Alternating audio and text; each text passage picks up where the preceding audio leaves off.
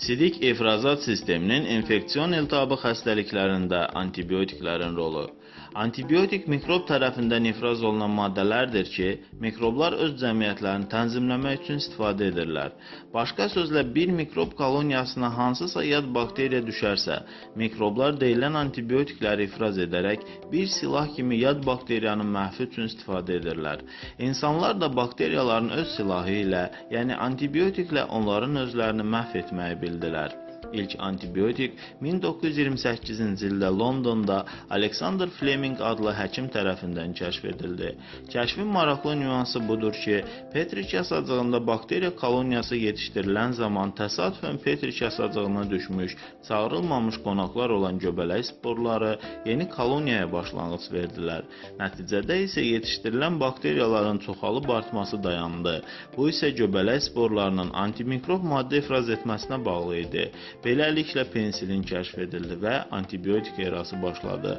Zaman keçdikcə törədiciləri bakteriyalar olan xəstəliklərin müalicəsində antibiotiklərin geniş tətbiq olunmasına baxmayaraq nəticələr əldə olunmadı. Səbəb araşdırıldıqda mikrobların antibiotiklərə davamlıq əldə etdiyi məlum oldu. Bu qabiliyyətə tibbdə rezistentlik deyildi. Bakteriyaların bu qabiliyyətini şəraitə uyğunlaşaraq onların xüsusi ferment istehsal etməsi xüsusiyyəti verir. Bu fermentlər isə pensilin molekullarını parçaladı. Məcburən bu fermentlər tərəfindən sıradan çıxarıla bilinməyən yarım sintetik antibiotiklərin istehsalına başlanıldı. Mikroblar isə daim evolyusiya prosesinə uğrayaraq yenə də dözümlük əldə edir və bu cür dözümlü mikroblar çoxalaraq artır.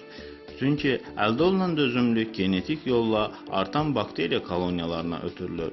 Ona görə istər sidik ifrazat sisteminin cinsi yolla yoluxan, istərsə də qeyri-cinsi infeksiyon iltihabı xəstəliklərində müvafiq törədici təyin edilmədən antibiotiklərin kör-körənə istifadəsi nəinki həmin törədicini öldürər, hətta həmin törədicidə istifadə olunan antibiotika qarşı dözümlük yaradaraq bu cür antibiotika dözümlü yeni bakteriya koloniyalarının bölünüb çoxalmasına səbəb olar.